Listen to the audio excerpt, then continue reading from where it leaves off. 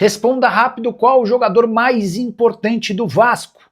Pelo menos de acordo com os números, não há ninguém mais relevante do que Paulo Henrique. Duvida? Pois saiba que o aproveitamento do Vasco sem o lateral direito no Campeonato Brasileiro é de míseros 25% dos pontos. Foram 8 partidas com 2 vitórias e 6 derrotas sem que o lateral estivesse em campo. O Vasco só venceu o Sport 3-2 e o Fortaleza 2-0, 2 candidatíssimos ao rebaixamento. As derrotas para Corinthians, Vitória, Mirassol, Juventude, mais uma vez para o Corinthians e Botafogo. Nesses 8 jogos foram 18 gols sofridos.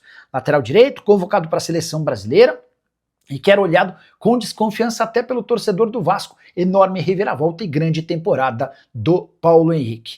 Gostaria que você usasse o espaço para comentário para dar uma nota de 0 a 10 para a temporada do lateral direito. Combinado? Hora de falar sobre o Vasco. De acordo com a imprensa turca, o Cruz Maltino tem pressa para fechar o mais rápido possível a compra em definitivo de Carlos Cuesta, zagueiro colombiano de 26 anos de idade que pertence ao Galatasaray. Importante registrar que o atleta está emprestado até junho do ano que vem, mas, segundo a imprensa turca, há preocupação em São Januário de que o Cuesta se valorize pela presença no Vasco, pelas convocações para a seleção colombiana e chame a atenção de outros clubes. As cifras da opção de compra não foram divulgadas, mas dá para imaginar um acordo pesado. Somente pelo empréstimo, o Vasco teve de desembolsar 750 mil euros. Carlos Cuesta, que havia sido comprado pelo Galatasaray junto ao Genk, da Bélgica, por 8 milhões de euros, não deu certo no futebol belga, mas vive grande fase com a camisa do Vasco. Em 9 partidas deixou excelente impressão, especialmente atuando ao lado de Robert Renan. Torres está mesmo de saída do Corinthians. Nas últimas horas circulou a notícia de que o zagueiro equatoriano estaria entregando o apartamento onde mora em São Paulo, já projetando sua saída do timão. Antes de gravar o vídeo, consultei uma fonte da diretoria que afirmou: adoraríamos que fosse verdade, mas não existe proposta nem sondagem pelo Félix Torres até agora. Zagueiro equatoriano de 26 anos de idade, comprado por 6 milhões e meio de dólares, junto ao Santos Laguna, e esse valor equivaleu a 80% dos direitos econômicos.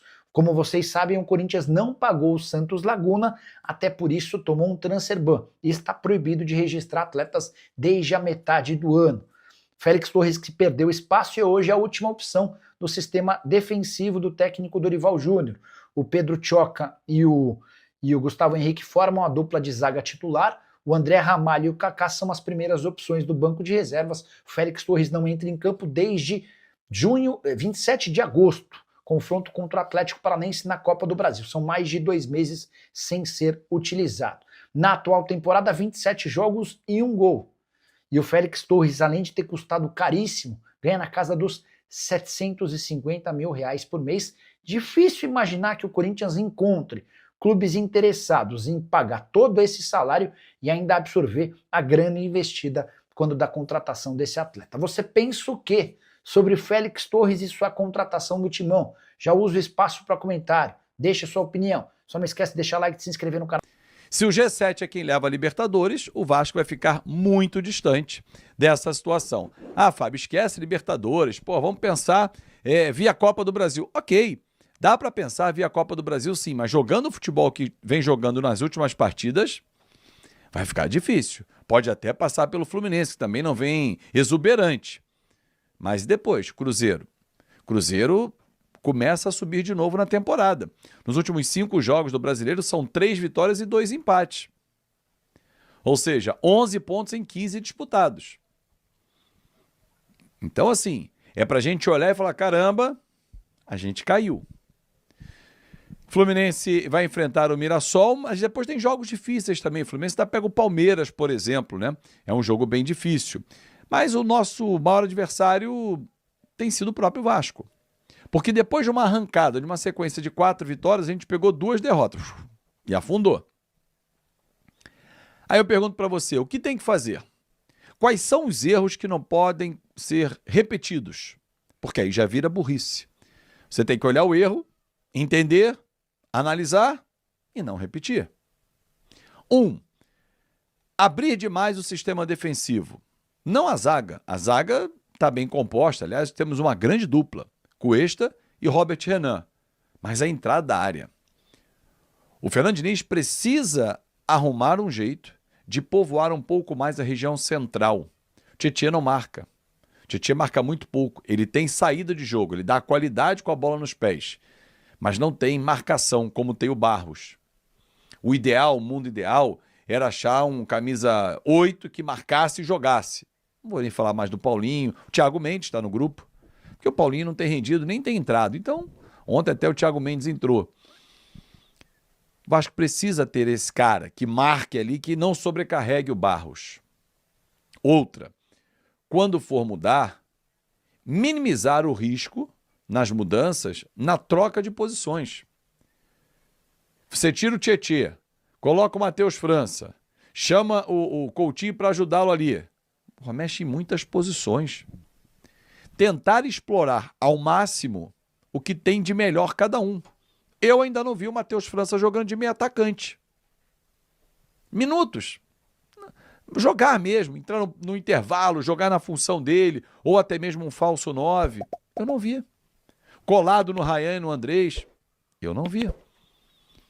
E acho que isso está prejudicando ele. Ah, mas ele está treinando muito bem. É o que dizem. A gente não assiste. Resta acreditar. Ah, mas está arrebentando nos treinos. Nos jogos, não está dando certo. Contra adversários mais fortes do que o reserva do Vasco, não está dando certo. Verrete não dá. Essa foi a frase que eu mais li em grupos de amigos vascaínos. Ok. Aí você não tinha ontem o Nuno, que volta sábado contra o Juventude. Ele e Paulo Henrique estão de volta à equipe. Aí você faz o quê? Contra o Bragantino não tinha o Ryan, botou o Verrete, ele meteu 2 gols. Aí contra a equipe do Botafogo. Estava esquecendo o adversário de ontem. A gente perdeu o Nuno, suspenso. Bota quem? O David? O David ontem entrou em brincadeira. Com 10 segundos tomou um amarelo, está suspenso já do jogo com o Juventude. Estava pendurado, deu-lhe uma pancada no cara. E não está entrando bem não, o David. Ele voltou muito bem da contusão dele, aquele jogo com o Santos, jogou pra cacete, mas outros jogos ele fez também, esse pra mim é o melhor. Mas depois, cara, não mais, fez um gol contra o Fortaleza, mas depois tá entrando e não tá dando conta do recado não. Então era o Verrete sim. O problema todo é que o estilo de jogo do Vasco não foi pro Verrete. Aí a culpa é do Diniz. Se ele testou um estilo de jogo e que o Verrete não encaixaria, ok. Povoa mais o meio-campo, dá mais liberdade para o Coutinho. O Vasco precisa ganhar no meio-campo, não está ganhando. Nuno Moreira fez muita falta? Claro que fez. Jogador de muita intensidade, de muita entrega. Mas, atente para um fato, torcedor. E normalmente os times comandados pelo Diniz ficam previsíveis. No Fluminense 2023, bateu o campeão da Libertadores, mas 2024 depois não fez nada, pelo contrário, quase foi rebaixado. O time era Nino e Felipe Melo na zaga. Apertava, ele tirava o Felipe Melo, trazia o André. Apertava, tirava o Nino, baixava o Martinelli. Aí no meio-campo ele compunha sempre com o Lima e Ganso. E espetava 4 atacantes. Sempre fez isso. Até que o momento ficou previsível e não conseguiu mais ter êxito. O Vasco está ficando previsível. Baixar o Nuno, Coutinho, para volante, empilhar atacante. Não está dando. Você está afogando o Nuno e também o Coutinho, perdendo na criatividade, na inteligência e não está ganhando necessariamente no ataque.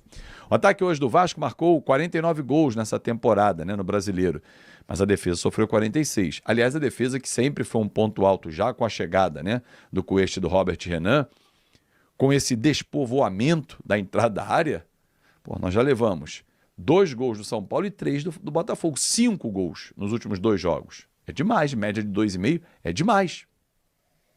O Vasco é um time botou olhando aqui a tabela dos 11 primeiros que mais perdeu. 14 derrotas. É muita derrota. Ok, no segundo turno são derrotas para Corinthians, Palmeiras, São Paulo e Botafogo. 4. Já começa a ser um número elevado. Né? Restam 6 jogos.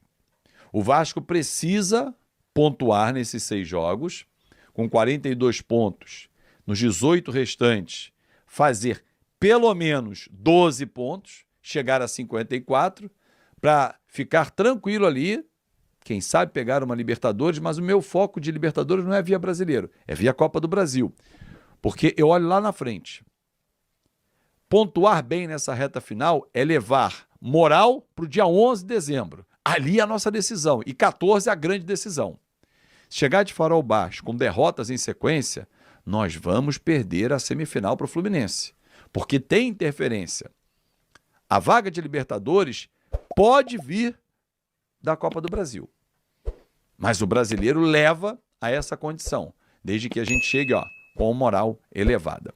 Muito obrigado pelo seu carinho, pela sua atenção, pela sua audiência, mais uma vez aqui no seu canal. Fanático Vascaíno, se inscreve, dá aquela moral de sempre. E amanhã tem o nosso café. Às 6 da manhã, eu espero você. Vamos juntos construir a maior comunidade para falar de Vasco da Gama, porque aqui é muito Vasco. E é isso aí, rapaziada. Mais um vídeo aqui no canal. Atenção, Vasco News, informações do Cruz Maltino. Gostaria de pedir você, na humildade, na moral, fortalece com like, se inscreva no canal. É muito importante para o nosso trabalho na plataforma. Comente aqui embaixo, deixando nos comentários a sua opinião. Voltaremos assim que pintar mais notícias. Um forte abraço, tamo junto, até o próximo vídeo. Valeu, tropa, fui.